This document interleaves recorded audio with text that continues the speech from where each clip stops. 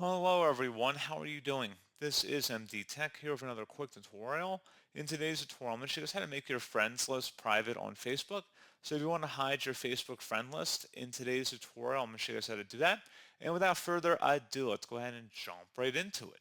So all you have to do is open up Facebook and select the messenger icon at the top right. This is Messenger. Select the three-dot icon. This is Options when you hover over it. And now you want to select where it says Message Delivery Settings. Select where it says Message Delivery Settings. And now you want to locate on the right side where it says who can see your friend request. Right now it's everyone. If you click inside this box, you can select friends of friends or everyone, one or the other, and you can select save to save that.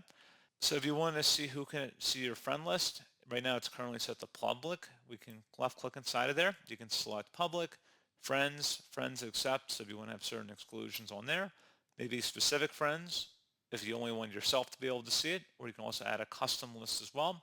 So pretty straightforward process on that, guys, on how to do that. And then as always, thank you for watching. I do hope I was able to help you out, and I do look forward to catching you all in the next tutorial. Goodbye.